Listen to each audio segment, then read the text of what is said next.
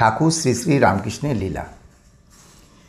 এবার ঠাকুর শ্রী রামকৃষ্ণ আবার অন্য কথায় এলেন। তিনি বললেন, দেখো, শুধু পাণ্ডিত্যে কিছু নেই, তাকে জানবার জন্য বই পড়া। গীতার অর্থ কী? 10 বার বললে যা হয়, গীতা গীতা 10 বার বলতে বলতে ত্যাগী ত্যাগী হয়ে যায়। গীতার এই শিক্ষা, হে জীব, সব ত্যাগ করে ভগবানকে লাভ করার চেষ্টা করো। সাধুই হোক আর সংসারই হোক, মন থেকে সব আসক্তি ত্যাগ করতে হয়।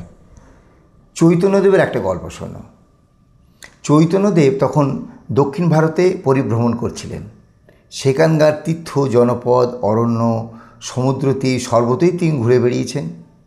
সেই সময় একদিন তিনি সেই নির্জন সমুদ্র তীরে দেখলেন একজন বসে আপন মনে গীতা পাঠ করছেন, আর একজন বসে গীতা শুনছেন।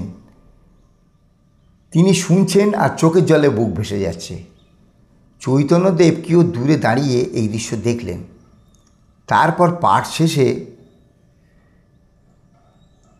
তিনি ওদের সামনে এসে যিনি গীতা পাঠ শুনছিলেন তাকে জিজ্ঞাসা করলেন, ভাই, তুমি এই পাঠ শুনে এত কাঁদছিলে কেন? শ্রোতা অতি বিনীতভাবে বললেন, ঠাকুর, আমি নিতান্তই মূর্খ, ওই শ্লোকের অর্থ আমি কিছুই বুঝিনি।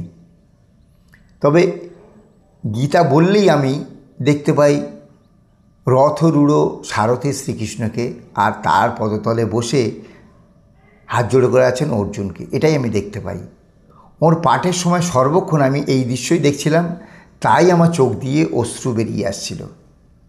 চৈতন্যদেবের এই উক্তি শুনে শ্রোতাকে গাঢ় আলিঙ্গন করে পাশে বদ্ধ করলেন আর বললেন, তোমার শ্লোকের অর্থ জানার প্রয়োজন কী?